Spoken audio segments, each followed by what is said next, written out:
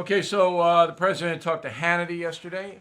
Now, you'll remember I used to do the interviews with the presidents on Super Bowl Sunday.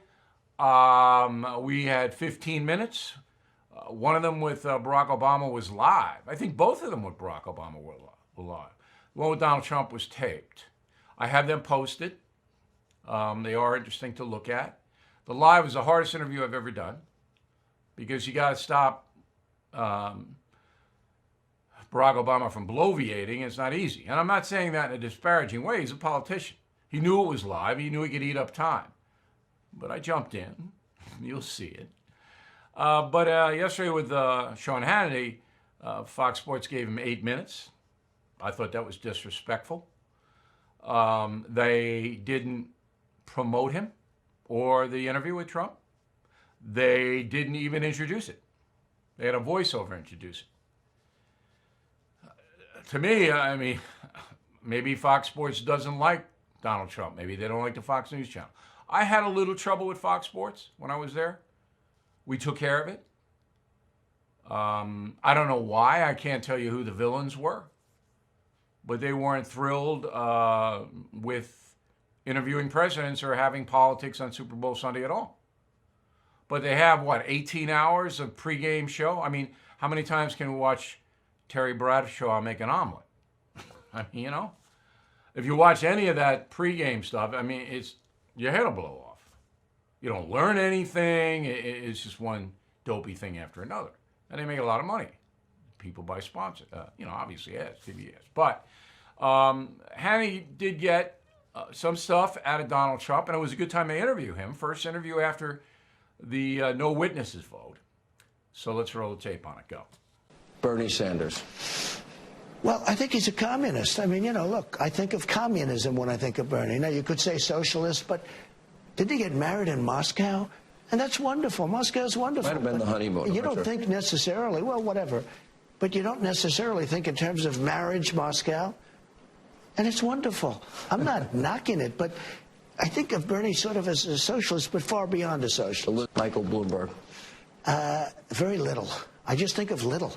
Now he wants a box for the debates to stand on. Okay, it's okay. There's nothing wrong. You could be short. Why should he get a box to stand on, okay? He wants a box for the debates. Why should he be entitled to that? Really? Then does that mean everyone else gets a box? And after hearing that, Mayor Mike called President Trump fat. Rush Limbaugh. I don't know Mr. Limbaugh. I met him once. And I spoke with him for maybe 30 seconds. It was at a big party, and there were just so many people there. It was like all over the place. I've never really had any dealings with Mr. Limbaugh. Now, he is the strongest political radio person in America, by far.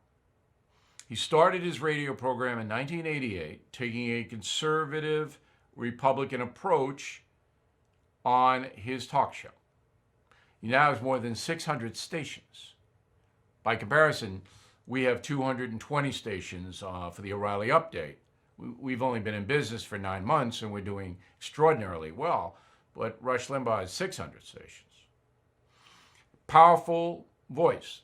I don't sit there and listen to the 3 hours, but if I'm in a car and I'm at home and I have a few minutes, I put on Rush Limbaugh because he brings a discipline to his presentation. All right? He's going to come down on a conservative Republican side, but he's disciplined in it, and he makes points that are valid. Sometimes I don't agree with them. Sometimes they're not fact-based. But far and away, the biggest force in talk radio, and it's not even close. So he announces yesterday that he has advanced lung cancer. And, he's going to fight it. He's a very, I think, strong-willed guy. And he's got everybody praying for him, I hope. Although there was some really nasty tweets, but those are from mentally deranged people. Always remember that. So he got everybody praying for him, and I just wish him a satisfactory outcome on this. I have, and I'm sure you have too, known people. My father perished from cancer. Very difficult. You got to fight it, and he will. So it was a sad announcement coming off Kobe Bryant. You know, this stuff just boom, boom, boom. But I wish I could offer you a little bit more insight into him. I just don't know him very well. Impeachment. So Article 1 was abuse of power. 52 not guilty, 52 senators not guilty, 48 guilty. Mitt Romney voted guilty. Okay? That's the end of Mitt Romney in the Republican Party. He's through. Now, Mitt Romney explained his vote by saying, my conscience dictates that I have to do this. But that's not what his job is. His job is to represent the people of Utah, not himself. Now, if Mitt Romney believes there was an abuse of power, he needs to lay out specifically what that abuse of power is. Because if he just says, well, I think, or I feel, or it's my opinion, it's not enough. My belief is not enough to convict anybody of anything. A conviction must be based on facts, provable facts. That's the beyond the reasonable doubt clause. And if there were ever a reasonable doubt, it's in the Ukraine situation. I mean, there's not a jury in this country, maybe in China. It's crazy. All right? It's an interpretation. And Schiff and Pelosi and Nadler, they took the interpretation that it was an abuse of power, but they had no facts to back it up, which is why only Mitt Romney, out of all the Republicans elected in Washington, only him voted for abuse of power to remove the president. Again, Mitt Romney has lost all credibility. He has no standing in the Republican Party. Donald Trump Jr. called for him to be expelled. That would be wrong. People of Utah should deal with him.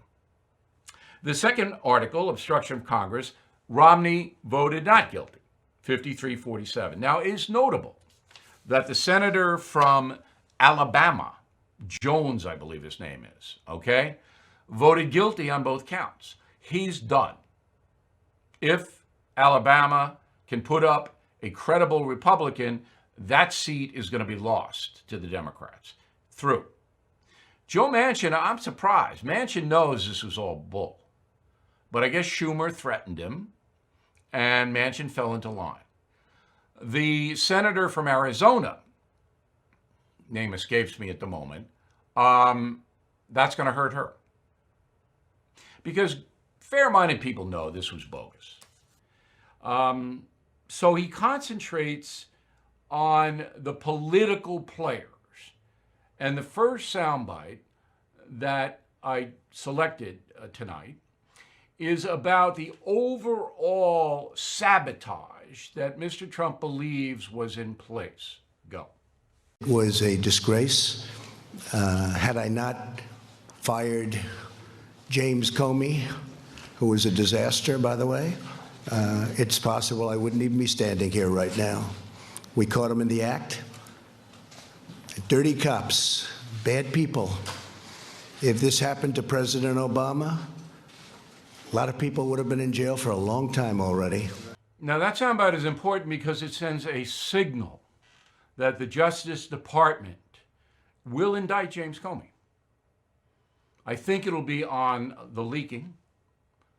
I can't be assured of that, but if I had to put money on it, in late spring, early summer, James Comey and his deputy at the FBI, McCabe, will be indicted.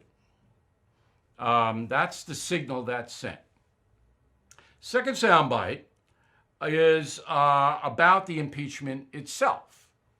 And you have to understand, and I did talk to President Trump yesterday, as I mentioned yesterday to you, you have to understand his mentality. That's why I wrote The United States of Trump. I explained to you why that phone call to Ukraine actually happened. There was a reason for it. It just wasn't a spontaneous thing. Now, the president's mindset now is that he won, that he is going to be reelected. He's very confident he's going to be reelected, but he is bitter that he had to go through it at all, particularly impeachment. Go. These people are vicious. Adam Schiff is a vicious, horrible person. Nancy Pelosi is a horrible person. And she wanted to impeach a long time ago when she said, I pray for the president. I pray for the president. She doesn't pray. She may pray, but she prays for the opposite. But I doubt she prays at all. Now, I would not have said that. Nancy Pelosi can be taken to task for ripping up the State of the Union and for consistently being malicious toward not only President Trump, but the Republican Party. That's fine. But you don't know, nobody knows what Nancy Pelosi's spiritual life is like. I mean, and I don't like to get into those areas. But there is a tremendous bitterness on the part of Donald Trump toward Mrs. Pelosi and Adam Schiff, Senator Schumer, Congressman Nadler. It is a visceral hatred of those people, and vice versa.